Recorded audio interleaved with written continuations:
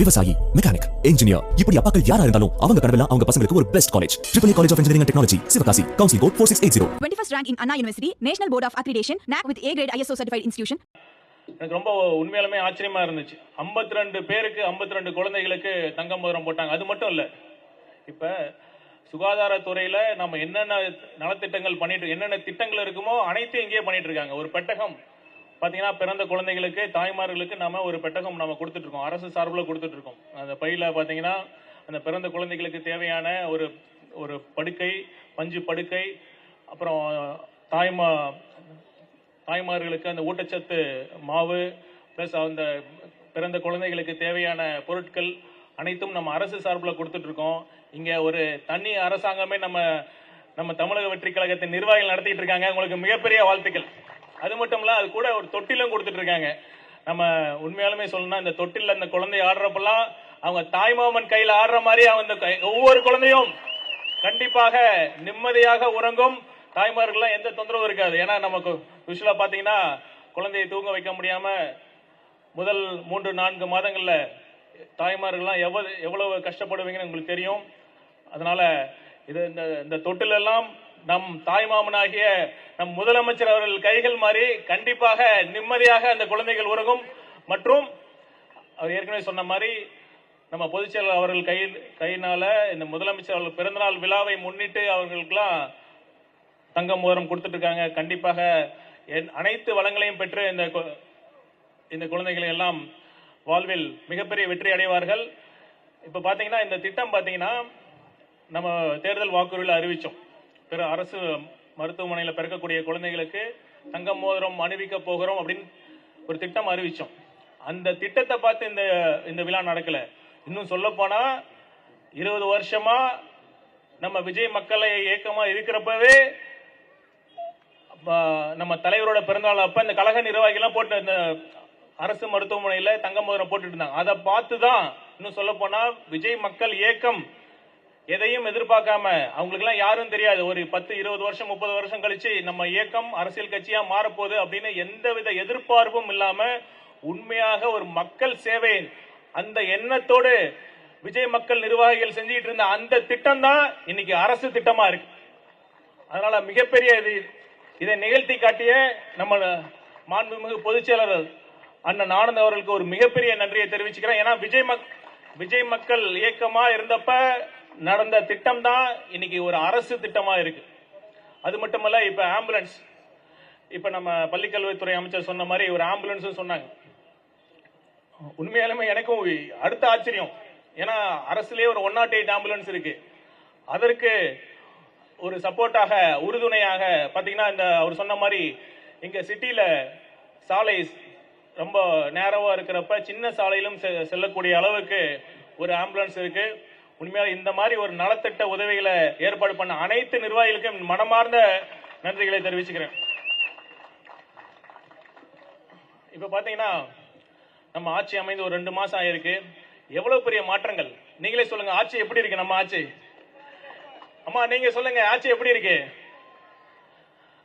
அவ்வளவுதாங்க. எங்க போனாலும் சரி மக்கள் ரொம்ப சூப்பரா பண்றீங்க, இதே மாதிரி பண்ணுங்க, முதலமைச்சரை கேட்டதா சொல்லுங்க, அன்பு மழை பொழிறாங்க எல்லா இடத்தையும். இந்த மாதிரி எல்லாம் யாரும் எதிர்பார்க்கவே இல்லை. ஒரு எதிர்பார்க்காம ஒரு கிடைச்சதுன்னா எவ்வளவு ஒரு ஆனந்தம் இருக்குமோ. நம்ம ரொம்ப நாள் எதிர்பார்த்து ரொம்ப நாள் நம்ம ஏங்கிட்டு இருந்த ஒரு விஷயம் நடந்தா எந்த அளவுக்கு மனசுக்கு சந்தோஷமா இருக்குமோ அதே மாதிரிதான் ஒவ்வொருத்தரும் நான் சந்திக்க போற ஒவ்வொருத்தரும் சொல்றாங்க, இந்த மாதிரி நாங்கள் எதிர்பார்க்கவே இல்லை, இவ்வளவு நாள் இவ்வளவு பண்ணிட்டு இருக்காங்களா, இவ்வளவு அவங்க பண்ற ஒவ்வொரு தப்பா இப்ப வெளியே வந்துட்டு இருக்கு. யோசிச்சு பாருங்க. நம்ம பள்ளி கல்வித்துறை அமைச்சர் அறிவிப்பு வச்சு வெளியிட்டார். தனியார் பள்ளிகள்ல அந்த அப்ரூவல், அந்த லைசன்ஸ் ரினியூவல் பண்றதுக்கு எத்தனை லட்சம் வாங்கிட்டு இருந்தாங்க, லட்சமா வாங்கிட்டு இருந்தாங்க. ஒரே அறிவிப்பு தான், டிரான்ஸ்பரண்டா ஆன்லைன் மூலமா எல்லாத்துக்கும் கிடைக்கும் அப்படின்னு ஒரே அறிவிப்பு தான். ஒரே கையெழுத்துல அவங்க பண்ணிட்டு இருந்த அனைத்து ஊழலும் ஒரே கையெழுத்துல அப்படியே முடிவுக்கு கொண்டு வந்துட்டாங்க. இதுதாங்க நம்ம தலைமை எவ்வளையோ அதே மாதிரிதான் அனைத்து அமைச்சர்களும். இப்ப மாண்புமிகு முதலமைச்சர் அவர்கள் சொன்னார், தனக்கு 1 ரூபாயும் வேண்டாம், 1 ரூபாய் லஞ்சம் வாங்க மாட்டேன், லஞ்சம் வாங்கவும் விட மாட்டோம், வாங்கினவங்களையும் விட மாட்டேன்னு சொல்லிட்டு இருக்காங்க. அதனாலதான் இப்ப எல்லாம் போன கவர்மெண்ட்ல எப்படி திரும்ப நடந்தது, நம்ம இந்தியன் படத்துல வரும்ல, கவர்ல அமௌண்ட் வச்சு கொடுத்தாதான் அது கவர்மெண்ட்னு சொன்னாங்களே, அந்த மாதிரி தான் ஆட்சி நடத்திட்டு இருந்தாங்க. இப்ப உண்மையாலும் நம்ம ஒரு இந்தியன் மாதிரி ஒரு தமிழன் வந்து இன்னைக்கு தமிழ்நாட்டில் ஊழலை ஒழிச்சிருக்கார். இது எவ்வளவு பெரிய விஷயம். அது அவர் முதல் அமைச்சரவையிலே சொன்னாரு. முதல் அமைச்சரவை கூட்டத்தில் எல்லா அமைச்சர்களும் இருக்கிறப்பவே எல்லா அமைச்சர்களை பார்த்து அவர் சொன்னார், எனக்கு உங்க மேல ஒரு முழு நம்பிக்கை இருக்கு. கண்டிப்பாக மக்கள் நமக்கு இந்த அளவுக்கு அன்பு செலுத்தி நமக்கு இந்த ஆட்சியை அமைச்சு கொடுத்திருக்காங்கன்னா அதே அளவிற்கு, இன்னும் சொல்ல போனா அதை விட அதிக அளவிற்கு மக்கள் கிட்ட நம்ம மேல அவ்வளவு எதிர்பார்ப்பு இருக்கு. அந்த எதிர்பார்ப்பை நம்ம பூர்த்தி செய்யணும் அப்படின்னு நம்ம அமைச்சர்களை பார்த்து சொல்றாரு. இது வரைக்கும் எந்த முதலமைச்சராச்சும் அமைச்சர்களை பார்த்து லஞ்சம் வாங்க கூடாதுன்னு சொல்லியிருக்காங்களா? அந்த துணிச்சல் இருக்கா? அது மட்டும் இல்ல, இப்ப லஞ்சம் வாங்கினா சொன்னார்ல, கரூர்ல சொன்னார்ல, யாராச்சும் லஞ்சம் கேட்டாங்கன்னா கொடுக்க முடியாதுன்னு சொல்லிருங்க அப்படின்னாங்களே, எந்த முதலமைச்சராச்சும் சொல்லியிருக்காங்களா? ஏன் அது சாத்தியமாக யோசிச்சு பாருங்க. நம்ம ஒரு பைசா மக்களுக்கு ஓட்டுக்கு காசு கொடுக்காம இந்த எலெக்ஷன் நாம ஜெயிச்சிருக்கோம். இதுதான் உண்மையான புரட்சி. இது ஒரு ஜனநாயக புரட்சி.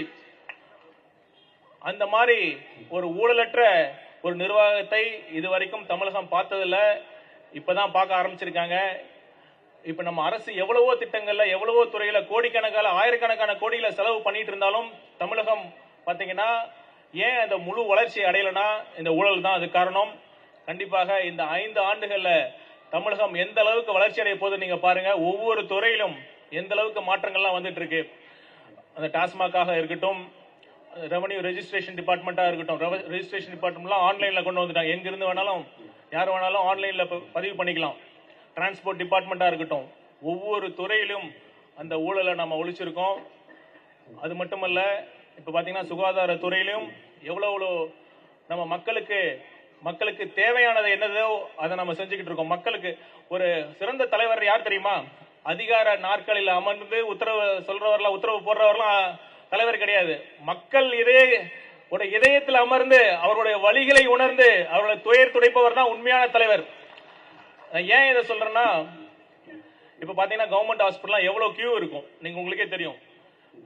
அதுவும் திங்கள் செவ்வாய்னா ஆயிரக்கணக்கான அவுட் பேஷண்ட்ஸ்லாம் வருவாங்க. அதை நான் சொன்னப்ப உடனடியா சொன்னாரு, ஆன்லைன்லயே அவங்களுக்கு அவுட் பேஷண்ட் ஓபி டிக்கெட் மாதிரி ஒன்னு கொண்டு வாங்கன்னு சொன்னார். அதை நம்ம செயல்படுத்தி இருக்கோம். அது மட்டுமல்ல, எவ்வளவு பெரிய விஷயம். இப்ப போன ஆட்சியில தேர்வு நடத்தினாங்க, எம்ஆர்பி எக்ஸாம் வச்சாங்க. மருத்துவர்களை அப்பாயின்ட் பண்றதுக்கான எக்ஸாம் 1100 பேருக்கான எக்ஸாம் வச்சுட்டு அதுல 300 பேர் மட்டும் அப்பாயின்ட் பண்ணிட்டு அப்படியே விட்டுட்டாங்க. அந்த மருத்துவர்கள்லாம் பல முறை வந்து, சார் எங்களுக்கு எக்ஸாம் வச்சுட்டாங்க, இன்னும் அப்பாயின்மெண்ட் ஆர்டர் போடல. அதே மாதிரி ஹெல்த் இன்ஸ்பெக்டர், சுகாதார ஆய்வாளர்களும் எங்களுக்கு எக்ஸாம் வச்சுட்டாங்க, எங்களுக்கு அப்பாயின்மெண்ட் ஆர்டரே போடல அப்படின்னு சொன்னப்ப ஒரே நிமிஷம் தான் உடனடியாக அனைவருக்கும் அந்த எக்ஸாமை கிளியர் பண்ணி எல்லாத்துக்கும் அப்பாயின்மெண்ட் ஆர்டர் கொடுங்க அப்படின்னு சொன்னார். இது எவ்வளவு பெரிய விஷயம். அதனாலதான் நான் குறிப்பிட்டேன், ஒரு அன்பால இந்த தமிழகத்தை ஆண்டு கொண்டிருக்கிறார் அன்பு முதலமைச்சர். இப்ப தமிழகத்தில் நடப்பது ஒரு அன்பு சாம்ராஜ்யம். இந்த சாம்ராஜ்யத்தை எந்த சக்தி வந்தாலும் யார் வந்தாலும் அசைக்க முடியாது.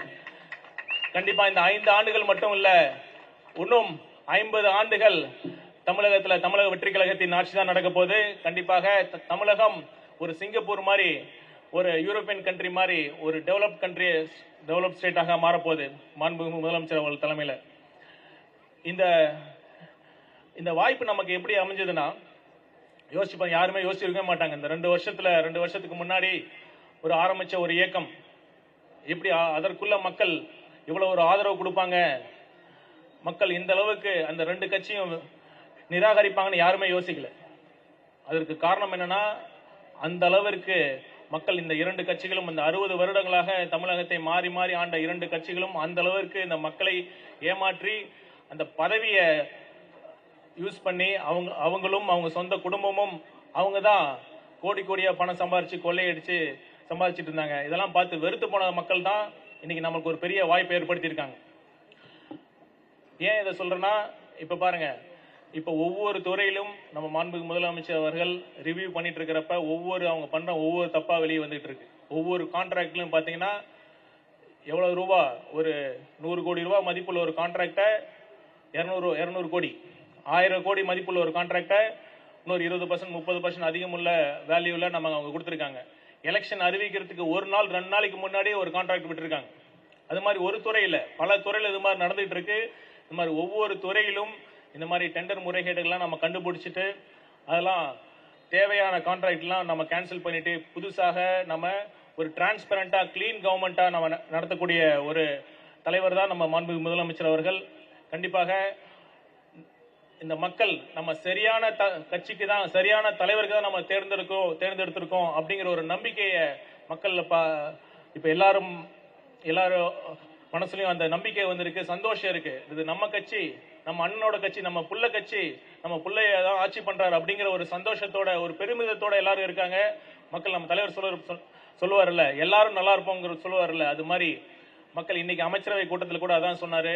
மக்கள் சந்தோஷமா இருக்கணும், மக்கள் கஷ்டப்படக்கூடாது, மக்களுக்கு ஒரு நேர்மையான வெளிப்படையான ஒரு நிர்வாகத்தை கொடுங்க, யாரும் எந்தவித ஒரு தயக்கமும் இல்லாம ஒரு பயமும் இல்லாம கான்பிடண்டா வேலை செய்யுங்க, கான்பிடண்டா உங்க துறையில நீங்க ஒரு வெளிப்படையான ஒரு நிர்வாகத்தை கொடுங்க அப்படின்னு ஒரு இன்ஸ்ட்ரக்ஷன்ஸை கொடுக்கக்கூடிய தலைவராக இருக்கிறார்.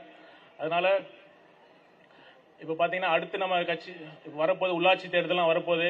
நம்ம எப்படி உழைச்சோமோ அதே மாதிரி நம்ம நிர்வாகிகள் எல்லாம் இன்னும் உழைத்து உள்ளாட்சி தேர்தலிலும் நாம அதிக அளவில் இன்னும் சொல்ல போனா எல்லா இடங்களையும் வெற்றி பெற்று, எதுக்காக வெற்றி பெறணும்னா இன்னும் மக்கள் சேவையை இன்னும் அதிக அளவில் மக்களுக்கு கொண்டு போகணும். நம்ம உள்ளாட்சியிலும் நம்ம அதிகாரம் இருந்தாதான் இப்ப நம்ம என்னென்ன நம்ம செய்யணும்னு நம்ம நினைக்கிறோமோ அதெல்லாம் முழுசா மக்களுக்கு கொண்டு போக முடியும். இப்ப பல இடங்கள்ல பல ஊர்ல நம்ம உள்ளாட்சி பிரதிநிதிகளா இருக்கிற மற்ற கட்சியினர் நமக்கு எதிராக வேலை செஞ்சுட்டு இருக்காங்க. நம்ம என்ன சொல்றோமோ அதெல்லாம் பண்ணாம வளர்ச்சி திட்டங்களை தடுத்து நம்ம ஏதோ ஒரு கம்ப்ளைண்ட், பொதுமக்கள் ஒரு கம்ப்ளைண்ட் கொடுத்தாங்கன்னா அதெல்லாம் செய்ய வேண்டாம்னு தடுத்துக்கிட்டு நம்ம வேண்டுமென்றே நம்ம கட்சிக்கு ஒரு அவப்பெயர் வரணும் அப்படிங்கிற கலங்க ஏற்படுத்தணும் அப்படிங்கிற ஒரு எண்ணத்தோடு இருக்காங்க. அதனால நமக்கு வர உள்ளாட்சி தேர்தலும் நம்ம ரொம்ப ரொம்ப முக்கியம். அதற்கும் நம்ம இந்த பொது தேர்தலில் எந்த அளவிற்கு உழைத்தோமோ அதே அளவிற்கு இன்னும் சொல்ல போனா அதை விட ஒரு படி அதிகமாக உழைத்து பெருவாரியான இடங்களில் நம்ம உள்ளாட்சி தேர்தலும் வெற்றி பெறணும் அப்படின்னு சொல்லிக்கிட்டு மீண்டும் ஒரு முறை நம்ம தலைவர் அவர்களுக்கு நன்றி கூறி இந்த விழாவை ஏற்பாடு செய்த அனைத்து கழக நிர்வாகிகளுக்கும் நன்றி கூறிட்டு அப்புறம் நம்ம மாண்புமிகு கழக பொதுச்செயலாளர் அவர்களுக்கு அட்வான்ஸ் பிறந்தநாள் வாழ்த்துக்களை கூறிக்கொண்டு வாய்ப்பளித்த அனைவருக்கும் நன்றி கூறி விடைபெறுகிறேன். நன்றி, வணக்கம். விவசாயி, மெக்கானிக், இன்ஜினியர், இப்படி அப்பாக்கள் யாரா இருந்தாலும் அவங்க கனவெல்லாம் அவங்க பசங்களுக்கு ஒரு best college. AAA College of Engineering and Technology, Sivakasi. Counseling code 4680. 21st rank in Anna University, National Board of Accreditation, NAC with A grade ISO certified institution.